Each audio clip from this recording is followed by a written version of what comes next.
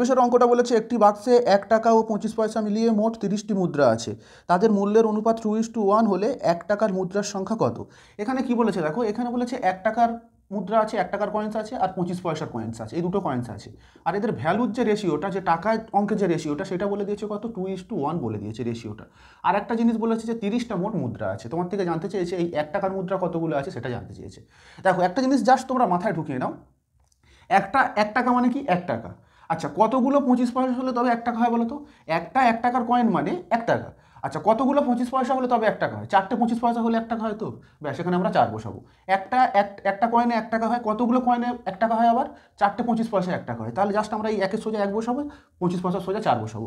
কিচ্ছু করবো না, প্লেন আমরা গুণ করে দেবো। দেখো 2-1-এ 2 আর 4-1-এ 4, এইটা হয়ে গেল হচ্ছে কয়েনের সংখ্যার হচ্ছে রেশিও, কয়েন সংখ্যার রেশিও। এই রেশিওটাকে যদি একটু ছোটো করে দিই, দেখো 2 দ্বারা ভাগ করে যাবে, মানে 1:2 হয়ে গেল কয়েন সংখ্যার রেশিও। মানে এই যে 30টা কয়েন আছে, এটা হচ্ছে 1:2 রেশিওতে আছে। তাহলে কয়েনগুলোর রেশিও কত হয়ে গেল? 1:2। এটা হচ্ছে সংখ্যা রেশিও। এইটা ছিল তোমাদের রুপিসের রেশিও, ভ্যালুর রেশিও।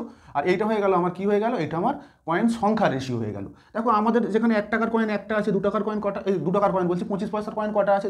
25 পয়সার কয়েন আছে দুটো। তাহলে দুটো যদি মোট যোগ করি, দেখো দুটো মোট যোগ করলে 1 আর 2 যোগ করলে 3, আমরা পাচ্ছি মোট কয়েন হচ্ছে 3। আর কোশ্চেনে দেখো মোট কয়েন কত বলে দিয়েছে? কোশ্চেনে মোট কয়েন বলে দিয়েছে 30। আমরা যেটা 3 পাচ্ছি সেটা সমান সমান 30। তাহলে 1 সমান সমান কত? 30/3। তার মানে এখানে এবার কি বের করতে বলেছে? 1 টাকার কয়েন। 1 টাকার কয়েন মানে কত? 1 টাকার কয়েন মানে তো একই তো। তাহলে আমরা এখান থেকে 1 সমান জাস্ট এটাকে কাটাকুটি করো, 3×10 30 বলে দেবো 1 টাকার কয়েন আছে 10টা। এটাই যদি তোমাকে বের করতে দিত যে 25 পয়সার কয়েন কতগুলো আছে, তাহলে আমরা 2 সমান কত বের করতাম? তাহলে 2 সমান কত? জাস্ট একে আমরা 2 দ্বারা গুণ করতাম। 2 দ্বারা গুণ করলে 10 দুগুণে 20টা হয়ে যেত তোমার হচ্ছে 25 পয়সার কয়েন। 25-এর কোশ্চেনটা বলেছে একটি বাক্সে 1 টাকা 50 পয়সা ও 25 পয়সা মিলিয়ে মোট 180 টাকা আছে, তাদের সংখ্যার অনুপাত 2:3:4 হলে 50 পয়সার সংখ্যা কত? আচ্ছা, এখানে কি বলেছে দেখো, এখানে আছে 1 টাকার কয়েন। 1 টাকা মানে কি? লিখতে পারি 100 পয়সা। আর কি আছে? 50 পয়সার কয়েন আছে। 50 পয়সার ভ্যালু কত? 50 পয়সা। আরেকটা কি আছে? আরেকটা আছে তোমার হচ্ছে 25 পয়সা। 25 পয়সা। এইটা কি হয়ে গেল? ওদের ভ্যালু রেশিও, মানে রুপিসের যে ভ্যালুটা আছে তার রেশিও। একটা 1 টাকার কয়েন মানে কত? 100 পয়সা। একটা 50 পয়সার কয়েন মানে কি? 50 পয়সা ভ্যালু। আর এই 1 টাকাটাকে আমি, যেহেতু এই দুটো পয়সা আছে, আমরা কি করছি? এই 1 টাকাটাকেও আমরা পয়সা নিয়ে যাচ্ছি। এইটা হয়ে গেল ওদের রুপিসের রেশিও। এইবার দেখো এদের সংখ্যা রেশিওটা বলে দিয়েছে। আগের অঙ্কটা আর এই অঙ্কটার মধ্যে পার্থক্য দেখো, আগের অঙ্কটা তোমাকে মোট সংখ্যা বলে দিয়েছিল, ভ্যালু রেশিওটা দিয়ে দিয়েছিল। এখানে কিন্তু তোমাকে টাকাটা মোট দিয়ে দিয়েছে, এদের সংখ্যা রেশিওটা দিয়ে দিয়েছে, মানে জাস্ট উল্টো করে দিয়েছে। তো সেই প্রসেস একই আর কি। দেখো এখানে এবার কি বলেছে, দেখো তাদের সংখ্যা রেশিও, তাদের যে নাম্বার তার রেশিওটা কত বলে দিয়েছে? তার রেশিওটা বলে দিয়েছে 2:3:4, এইটা বলে দিয়েছে। ব্যাস, আমরা কিছু করবো না, এইটাকে জাস্ট আমরা গুণ করে দেবো, এইটাকে আমরা জাস্ট গুণ করে দেবো, দিলেই আর কি টোটাল টাকার রেশিওটা আমরা পেয়ে যাবো। টোটাল টাকার রেশিও এইটা তো এমনি 1 টাকার কয়েনের একটা ভ্যালু রেশিও, এটা একটা 50 পয়সার কয়েনের ভ্যালু রেশিও, এটা একটা 25 পয়সার কয়েনের ভ্যালু রেশিও। আর এইটা কি? এইটা হচ্ছে টোটাল যে টাকাটা আছে, যে 180 টাকা, তার হচ্ছে রেশিওটা। তো এটা যদি গুণ করে দিই, দেখো এটা কত হবে? 2কে 100 দ্বারা গুণ করলে 200, কাটাকুটি করবে না, এমনি প্লেন বসিয়ে গুণ করবে। এটা যদি গুণ করি 3×5 = 15, মানে 150, আর 4×25 = 100, এইটা। তার মানে আমি এখান থেকে পাচ্ছি, দেখো মোট হচ্ছে 1 টাকার কয়েনে আছে কত? 200 পয়সা। এগুলো সব কিন্তু পয়সায় নিয়ে গেছে, খেয়াল রাখবে, এগুলো সব পয়সায় কিন্তু আমার। তো 1 টাকার কয়েন যদি 200 পয়সা থাকে, 50 পয়সার কয়েন তাহলে 150 পয়সা আছে, 25 পয়সার কয়েন তাহলে 100 পয়সা আছে। এবার মোট তাহলে কত পয়সা আছে রেশিওর হিসাবে? এইটা যদি যোগ করি, দেখো এইটা যদি যোগ করি, তিনটাকে যদি যোগ করি, দেখো 200 আর 150 কত? 350, 350 আর 100 কত? 450 পয়সা। মোট আমরা এখানে পাচ্ছি 450 পয়সা। আর কোশ্চেনে বলে দিয়েছে মোট কত টাকা আছে? কোশ্চেনে বলে দিয়েছে মোট 180 টাকা আছে। 180 টাকা আছে। আর এইগুলো আমরা কত কিসে পেয়েছি বলতো? পয়সায়। কেননা এই 100 টাকা আমি পয়সা নিয়ে গেছি, 50টাও পয়সা নিয়ে এসেছি, 25টাও পয়সায় আছে। তো এই 180 টাকাকে আমরা যদি 100 দিয়ে গুণ করি, এটা পয়সায় চলে যাবে, মানে 180 টাকা মানে এই পয়সা। তার মানে আমাদের যেটা 450 পয়সা পেয়েছি, সেটাই তোমাকে কোশ্চেন বলে দিয়েছে এত পয়সা। তাহলে এখান থেকে 1 সমান সমান কত? 1 সমান সমান এইটা বাই 450, এইটা। আর কি জানতে চেয়েছে তোমার থেকে? জানতে চেয়েছে 50 পয়সার সংখ্যা কত। দেখো এইটা 50 পয়সার সংখ্যা, দেখো এর নাম্বারের রেশিও কত? নাম্বারের রেশিও 3, তো 50 পয়সার সংখ্যার নাম্বারের রেশিও তো 3। তাহলে এখান থেকে আমরা বের করে দেবো 3 সমান সমান কত, মানে এইটা গুণ 3/45, 450। এবার কাটাকুটি করো, এইটা হলো, এইটা কাটাকুটি হবে, দেখো 440, মানে 3×4=12। মানে আমরা এখান থেকে বলে দেবো 50 পয়সার সংখ্যা আছে কটা? 120টা। আবার এই অঙ্কটাতেই তোমাকে যদি বলতো যে 50 পয়সার ভ্যালু কত, 50 পয়সার ভ্যালু কত, তখন আমরা এই যে 50 পয়সার ভ্যালু কত পেয়েছি? টোটাল ভ্যালু 150 পেয়েছি। তাহলে এখান থেকে 1 সমান সমান এইটা পেয়েছি, তাহলে 150 সমান কত বের করে দেবো? মানে 3-এর জায়গায় তখন 150 বসাবো। বা আদার্স কিছু যদি বলতো যে 1 টাকার ভ্যালু কত, তখন আমরা 200 সমান কত বের করে দিতে পারতাম। 26-এর কোশ্চেনটা বলেছে একটি ব্যাগে 1 টাকা 50 পয়সা ও 10 পয়সার সংখ্যার অনুপাত 3:4:10 ব্যাগে মোট 102 টাকা থাকলে 10 পয়সার সংখ্যা কত? পুরো সেম অঙ্ক। দেখো এখানে 1 টাকা, 1 টাকাকে আমি কি লিখতে পারি? 100 পয়সা, মানে আদার্স দুটো যেহেতু পয়সা আছে তাহলে টাকাটাকে আমি পয়সা নিয়ে যাচ্ছি। 1 টাকা মানে 100 পয়সা। আর কি আছে? 50 পয়সা আছে। আর কি আছে? এখানে বলে দিয়েছে 10 পয়সা। এইবার দেখো এদের সংখ্যার রেশিওটা, যে নাম্বারের যে রেশিওটা, এটা কি বলে দিয়েছে? 3:4:10 বলেছে। 3:4:10 বলে দিয়েছে। আমি এগুলোকে ইস্টু দিয়ে দিচ্ছি, এগুলোকে ইস্টু দিয়ে দিচ্ছি। এবার কি করব? টোটাল যে রুপিসটা আমরা কি পাচ্ছি, হ্যাঁ অ্যাকচুয়ালি কী হচ্ছে বলো তো, তুমি ধরে নিচ্ছ যে 3টে হচ্ছে 1 টাকার কয়েন আছে, তো 1 টাকার একটা 1 টাকার কয়েনের মূল্য 100 পয়সা হলে 3টে 1 টাকার কয়েনের মূল্য কত হবে? জাস্ট আমি গুণ করে দিচ্ছি, কত? 300 পয়সা। আচ্ছা দেখো আমি ধরে নিচ্ছি যে 4টে 50 পয়সার কয়েন আছে, তো একটা 50 পয়সার কয়েনের মূল্য 50 পয়সা হলে 4টের মূল্য কত? 4 5 20, 200 পয়সা। আবার দেখো আমি ধরে নিচ্ছি যে 10টা 10 পয়সার কয়েন আছে, তো 10টা 10 পয়সার কয়েন মানে মূল্য কত হয়ে যাবে? 10 10 গুণ করলে কত? 100 পয়সা হয়ে যাবে। কখনই যেন এটা কাটাকুটি করতে যাবে না, কাটাকুটি করবে না। এবার দেখো আমি সবকটা যদি যোগ করি, মোট তাহলে কত টাকা আছে এই সবকটা যদি যোগ করি, দেখো 300 200 500 একে কত? 600। মোট আমি পাচ্ছি 600 পয়সা আছে। খেয়াল করবে এগুলো সব কিন্তু পয়সায় আমরা নিয়ে এসেছি, এগুলো সব পয়সায়। আমাদের হিসেবে আমরা দেখতে পাচ্ছি মোট 600 পয়সা আছে। আর কোশ্চেনে বলে দিয়েছে কত? কোশ্চেনে বলে দিয়েছে 102 টাকা আছে। এবার এটা টাকায় আছে, এগুলো সব পয়সা এসছে, তো টাকাটাকে পয়সা নিয়ে যেতে গেলে কী করবো? আমরা 100 দ্বারা গুণ করবো। তো 100 দ্বারা গুণ করলে কত হবে? এই যে এর পাশে জাস্ট দুটো শূন্য বসে যাবে। আমার থেকে কি জানতে চেয়েছে? 10 পয়সার সংখ্যা কত? তাহলে 1 সমান সমান কত? এইটা 100, এইটা বাই তোমার 600।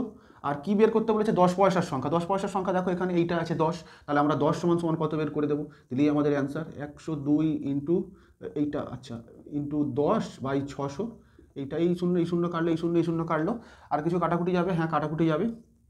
6 একে 6, 6 7 42, তাই তো? 6 একে 6, 6 7 42, মানে এখান থেকে আমরা ক্যালকুলেশন করে পাচ্ছি কত? 170, মানে 10 পয়সার সংখ্যা আছে 170টি। আমাদের প্রশ্নটা বলেছে একটি বাক্সে 1 টাকা 50 পয়সা ও 25 পয়সার মুদ্রা মিলিয়ে মোট 378টি মুদ্রা আছে।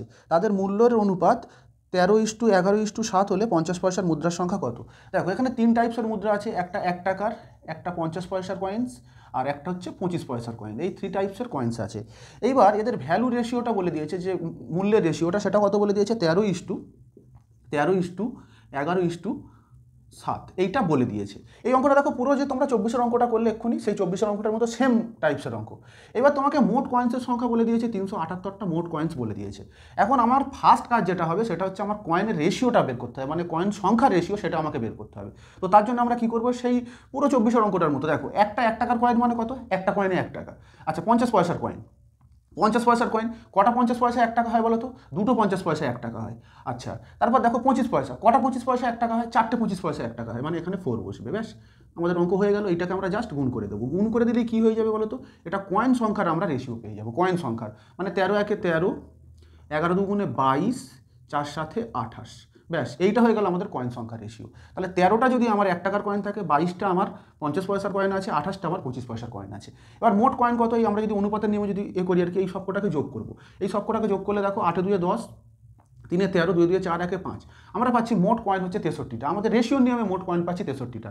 আর কোশ্চেনে মোট কয়েন কত বলে দিয়েছে? কোশ্চেনে মোট কয়েন বলেছে 378টা টোটাল কয়েন্স বলে দিয়েছে।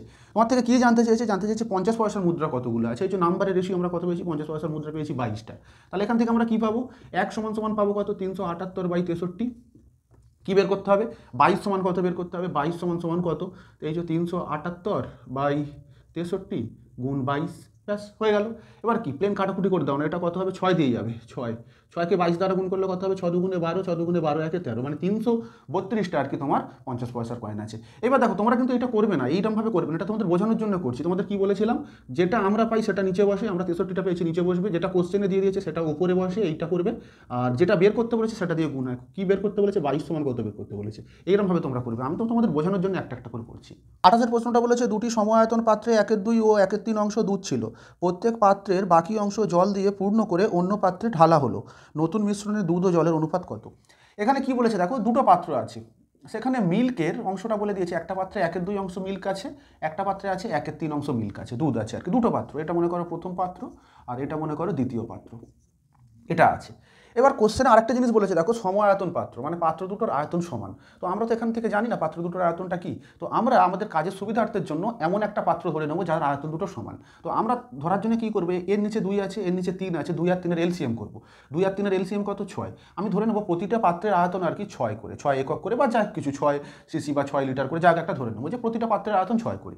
তাহলে এই প্রথম পাত্রে দেখো কি বলেছে, 1/2 অংশ দুধ আছে। তো 6 লিটারের 1/2 অংশ কত? 6-এর 1/2 অংশ যদি কাটাকুটি করি 3, মানে আমি এখান থেকে থেকে পাচ্ছি এখানে মিল্কটা কত পেয়ে যাচ্ছি 3 পাচ্ছি।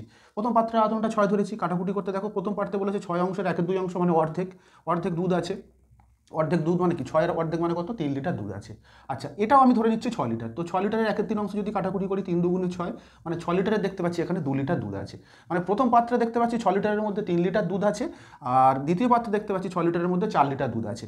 এইবার আমরা কি করব দেখো, এবার আমরা ওয়াটারটা দেখবো, জল দেখবো। এবার এই পরিমাণ দুধ ছিল, এবার কি হয়েছে এর মধ্যে জল ঢালা হয়েছে, তো জল ঢালো। দেখো এই প্রথম পাত্রটার আয়তন হচ্ছে 6 লিটার, তো 6 লিটারের মধ্যে তোমার 3 লিটার হচ্ছে দুধ আছে, তাহলে এতে বাদবাকি কত টাকা জল ধরবে, 6 বিয়োগ 3 মানে 3 লিটার জল দিতে হবে। আচ্ছা এই পাত্রতে কত লিটার জল ধরবে, দেখো এই পাত্রতে তোমার হচ্ছে আয়তন কত, আয়তন হচ্ছে 6 লিটার, প্রতিটা পাত্রের আয়তন 6 লিটার ধরে নিয়েছে, এই পাত্রের আয়তন 6 লিটার, তার মধ্যে 2 লিটার কি আছে দুধ আছে, তোমার তাহলে আরও কতটা জল ঢালে তাই ভর্তি হবে, 6 - 2 মানে এই পাত্রে কত, আরও তোমার 4 লিটার জল ঢালতে হবে। ব্যাস আমার অঙ্ক হয়ে গেছে, অঙ্ক হয়ে গেছে। এবার জাস্ট প্লেন আমরা যোগ করে দেবো, প্লেন যোগ করে দেবো। দেখো 3 আর 2 যোগ করলে কত 5, আর 4 আর 3 যোগ করলে কত 7, তাহলে হয়ে গেল আমার অ্যান্সার। তাহলে আমরা এই যে জল যোগ করে দিয়েছি, এবার মিশিয়ে দিচ্ছি মানে কি দুটো যোগ করে দেবো, প্লেন দুটোকে যোগ করে দেবো, এটা যোগ করে দেবো, এই যে যোগ করতে 5:7। তাহলে নতুন যে মিশ্রণটা হবে সেখানে হচ্ছে তোমার দুধ আর জলের রেশিও কত হয়ে যাবে 5:7। 29-এর প্রশ্নটা বলেছে একটি দোকানে চাল ও গমের দামের অনুপাত 5:2, চালের দাম 2:5 অনুপাতে এবং গমের দাম 3:5 অনুপাতে বৃদ্ধি পেলে বর্তমানে চাল ও গমের দামের অনুপাত কত। আচ্ছা একটা দোকান আছে মনে করো, এখানে রাইস, চাল আর হুইট মানে হচ্ছে গম, এদের যে দামের রেশিওটা ছিল সেটা কত বলে দিয়েছে 5:2 ছিল, এটা ছিল বলে দিয়েছে। এখন যে প্রশ্নটা হচ্ছে চালের দাম 2:, কত অনুপাতে বেড়েছে 2:5 অনুপাতে বেড়েছে, আর গমের দামটা বলে দিয়েছে, দেখো হুইটের দামটা কি বলে দিয়েছে 3:5 অনুপাতে বেড়েছে। এইটার কথার মানে কি জানো, এই চালের দাম 2:5 অনুপাতে বেড়েছে, গমের দাম 3:5 অনুপাতে বেড়েছে, এই কথাটার মানে কি জানো, মানে হচ্ছে আগে যদি গমের দাম 2 টাকা থাকতো, এখন গমের দাম চালের দাম, হ্যাঁ 2:5 তো চালের কথা বলেছে, তো আগে যদি চালের দাম 2 টাকা থাকতো, এখন চালের দাম কত হয়ে গেছে 5 টাকা। এটাই মানে তাই যে চালের দাম 2:5 অনুপাতে বেড়েছে, এই কথাটার মানেই হচ্ছে আগে তোমার চালের দাম যদি 2 টাকা থাকতো, এখন চালের দাম কত হয়ে গেছে 5 টাকা হয়ে গেছে। ঠিক সিমিলারলি বলেছে গমের দাম 3:5 অনুপাতে বেড়েছে, তার মানে আগে যেখানে গমের দাম 3 টাকা ছিল, এখন গমের দাম কত হয়ে গেছে 5 টাকা হয়ে গেছে। মানে আমরা এটাকে এরমভাবে লিখতে পারি, ওল্ড আর নিউ লিখতে পারি, মানে আগে যেখানে এইটা এরমভাবে আমরা লিখতে পারি ওল্ড ইজ টু নিউ, মানে আগে যেখানে গমের দাম চালের দাম 2 টাকা ছিল, এখন নতুন দাম কত 5 টাকা হয়ে গেছে, আগে যেখানে গমের দাম 3 টাকা ছিল, এখন কত হয়ে গেছে 5 টাকা হয়ে গেছে। এবার আমরা কি করব দেখো, জাস্ট সিম্পল প্রসেস, কোনো এক্স ধরবো না, কিছু ধরবো না। দেখো এখানে চাল আর গমের রেশিও কত বলে দিয়েছে 5:2, আর এখন দেখো আমরা শুধু চালটা নিয়ে প্রথমবারে কাজ করব। এখন দেখো আগে চালের দাম কত ছিল 5 টাকা এই রেশিওর নিয়মে, আর এই যে রেশিওর নিয়মে এখন চালের দাম কত হয়ে গেছে 2 টাকা হয়ে 2 টাকা, তাহলে আমরা এখান থেকে বলতে পারি 2 = আমরা 5 বলতে পারি। তো দেখো এইখানে এই রেশিও নিয়মে আগে চালের দাম 2 টাকা থাকলে এখন 5 টাকা হয়ে গেছে, তো তাহলে বলতে পারি আগে তো চাল আর গমের দামের রেশিও বলে দিয়েছে 5:2, তার মানে আগের যেটা 2 তাহলে এটা সমান 5 আমরা বলতে পারি। তো এখান থেকে আমরা বলতে পারি 1 = কত 5/2 বলতে পারি। আচ্ছা এবার কি বের করতে বলেছে আমাকে, নতুন চালের দামের রেশিও জানতে চেয়েছে, নতুন চালের দাম কত 5, তাহলে 1 সমান এইটা হলো, তাহলে 5 সমান কত 5 × 5/2, এইটা হয়ে গেল নতুন চালের দাম। এইবার যদি এটাকে আমরা গুণ করে দিই, দেখো কি পাচ্ছি 5 × 5 = 25 পাচ্ছি, নিচে পাচ্ছি 2, নতুন চালের দাম কত হয়ে গেল 25/2 হয়ে গেল। ঠিক সিমিলার হয়তো আমরা কি করব, গমের দামটা ক্যালকুলেশন করব। দেখো আগে গমের দাম যদি 3 টাকা থাকে, মানে এই 3-এর সঙ্গে আমরা এই 2 টাকা কম্পেয়ার করতে পারি, মানে 3 = আমরা কি বলতে পারি এখানে 2 বলতে পারি। এখানে কি বলেছে দেখো, আগে চালের দাম গমের দাম 3 টাকা হলে এখন কত হয়ে গেছে 5 টাকা হয়ে গেছে, মানে আমরা 3 = আমরা 2 বলতে পারি। ঠিক সিমিলার হইতে 1 = কত বলতে পারি 2/3 বলতে পারি। হ্যাঁ তোমরা দেখো না, আগে চাল আর গমের দামের রেশিও কত বলে দিয়েছে 5:2 বলে দিয়েছে, এটা বলে দিয়েছে। তো তাহলে এখানে 5টা ছিল আগে চালের দাম, 2টা ছিল আগের গমের দাম, আর এখানে আবার আগে গমের দাম কত পাচ্ছি 3 পাচ্ছি, তাহলে আমরা যেটা এখানে 3 পাচ্ছি তাহলে এখানে সেটা 2, মানে 3 = আমরা 2 বলতে পারি।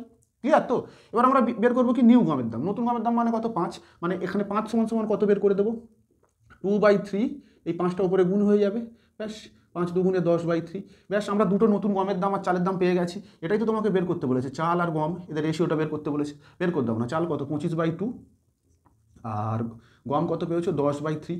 এবার দেখো যদি এটাকে কাটাকুটি করি, দেখো এটা 5 × 5 = 25 আর 5 × 2 = 10, এইটা হচ্ছে। এবার ব্যাস মানে কত 5/2 = 2/3 হচ্ছে। এবার কি করতে হবে, অনুপাত তো এরকম প্রপার ফ্র্যাকশন বা ইমপ্রপার ফ্র্যাকশনই রাখতে দিই। তাহলে দেখো এই 3 আর 2 এর লসাগু কত, 3 আর 2 এর লসাগু 6, মানে প্রতিটাকে আমরা কি করব 6 দ্বারা গুণ করব, মানে এইটা 3 হবে, এইটা 2 হবে, কাটাকুটি করলে 3 × 5 = 15, 2 × 2 = 4, মানে নতুন আর কি চাল আর গমের দামের রেশিও কত 15:4। 30-এর প্রশ্নটা বলেছে এ ও বি এর আগের বছরের আয়ের অনুপাত 2:3, তাদের আয় এ বছর 2:5 এবং 1:3 অনুপাতে বৃদ্ধি পায়। এ বছরে তাদের মোট আয় 28,000 টাকা হলে বি এর আয় কত? সেই সেম টাইপসের অঙ্ক এখানে কি বলেছে, এ আর বি এদের আয়ের অনুপাতটা কত ছিল বলে দিয়েছে, 2:3 ছিল।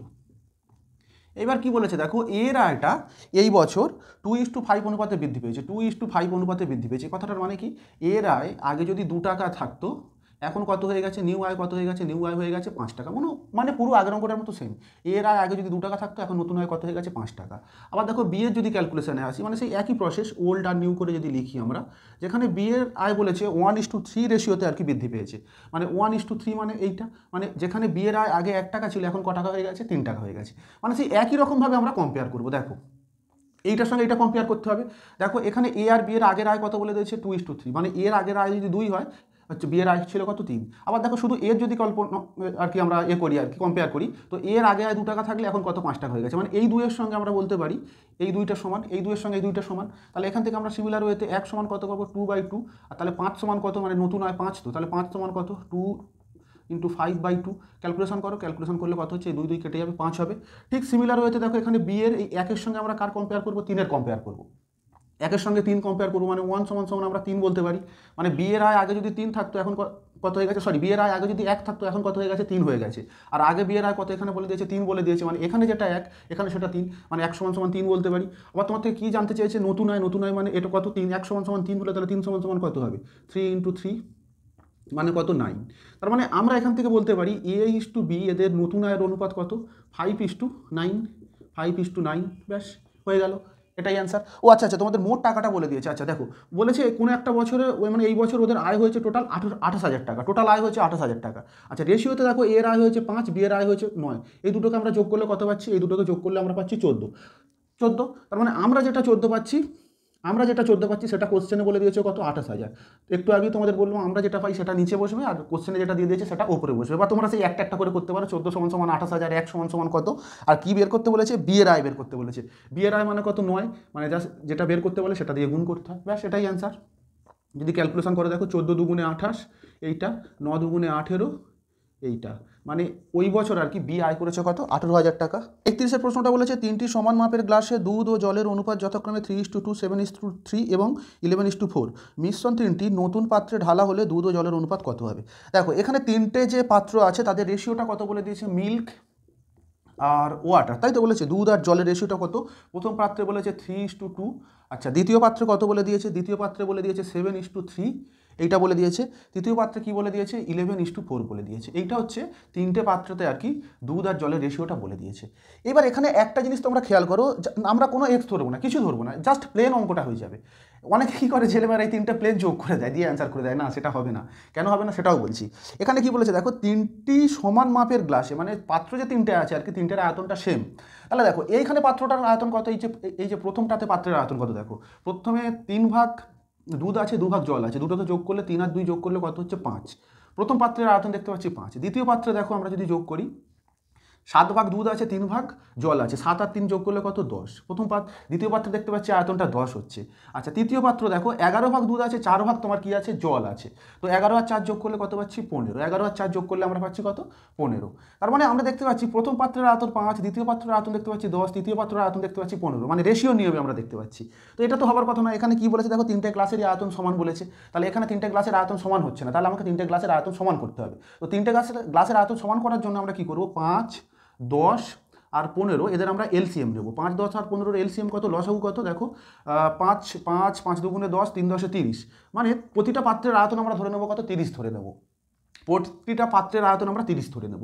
তাহলে দেখো এখানে পাত্রের আয়তন 5, তো এর সঙ্গে কত গুণ করলে 30 হয় বলো তো, 5 6 30, মানে এই অনুপাতটাকে আমরা 6 দ্বারা গুণ করব। আচ্ছা এই পাত্রের আয়তন দেখতে পাচ্ছি 10, এর সঙ্গে কত গুণ করলে 30 হয় বলো তো, এর সঙ্গে 3 গুণ করলে 30 হবে, মানে এই রেশিওটাকে আমরা 3 দ্বারা গুণ করব। আচ্ছা এখানে দেখো পাত্রের আয়তন পাচ্ছি 15, তো 15 সঙ্গে কত গুণ করলে 30 পাবো, 15 সঙ্গে আমরা 2 গুণ করলে 30 পাবো, ব্যাস হয়ে গেছে অঙ্ক। দেখো এই অনুপাতটাকে প্রথমবারে আমরা কি করব, 6 দ্বারা গুণ করব। তো 6 দ্বারা গুণ করলে কি পাচ্ছি, দেখো 3 6 18 6 দুগুণে 12। দেখো 18 আর 12 যদি যোগ করি দেখো 30 পাবো। আচ্ছা এইটা দেখো যদি গুণ করি 3 7 21 ইস্টু 3 তিরিকে 9, দেখো 21 আর 9 যদি আমরা আর কি যোগ করি দেখো 30 পাবো। আবার দেখো এই পাত্রটা দেখো 2 দ্বারা গুণ করি, 11 দুগুণে 22 ইস্টু 4 দুগুণে 8, দেখো 22 আর 8 যদি আমরা যোগ করি তাতেও আমরা 30 পাবো। দেখো এবার প্রতিটা পাত্রের আয়তন সমান হয়ে গেছে। এইবার আমরা প্লেন যোগ করে দেবো, দিলেই আমাদের অ্যান্সার। দেখো প্লেন যদি যোগ করি 20 আর হচ্ছে 9 কত 29, এইটা হলো।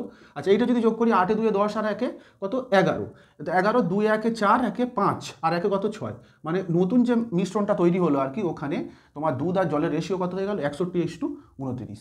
32-এর প্রশ্নটা বলেছে এ বি সি গ্লাসের আয়তনের অনুপাত 1:2:3 এবং তাতে সিরাপ ও জলের অনুপাত যথাক্রমে 1:2, 2:3 এবং 3:2।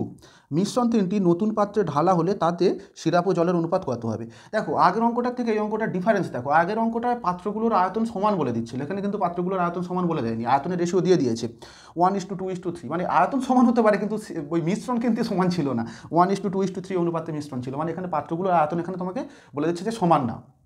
তাহলে এইটা আমরা কি করব, দেখো প্রথমে সেই প্রসেস আর কি, দেখো সিরাপ আর ওয়াটার আমরা প্রথমবারে এইটা লিখবো তিনটে পাত্রে। দেখো সিরাপ আর ওয়াটারের অনুপাত দেখো প্রথম পাত্রে আছে 1:2, আচ্ছা দ্বিতীয় পাত্র কত আছে 2:3, আচ্ছা তৃতীয় পাত্র কত আছে 3:2। এইটা হচ্ছে সিরাপ আর জলের যে রেশিওটা আছে। তো আমাদের প্রথম কাজ হবে কি, প্রথম কাজ হবে এই তিনটে পাত্রকে আমরা সমান করব, তিনটে পাত্রের আয়তনকে সমান করব। দেখো এইটা যোগ করলে কত হচ্ছে 3 হচ্ছে, এইটা যোগ করলে কত হচ্ছে 5 হচ্ছে, এইটা যোগ করলে কত হচ্ছে 5 হচ্ছে। তো 3 5 আর 5 এদের এলসিএম কত, এদের এলসিএম আমরা পাচ্ছি কত 15। তাহলে এই অনুপাতটাকে যদি আমরা 5 দিয়ে গুণ করি 15 পাবো, এইটাকে আমরা 3 দিয়ে গুণ করলে 15 পাবো, এটাকেও 3 দ্বারা গুণ করলে 15 পাবো।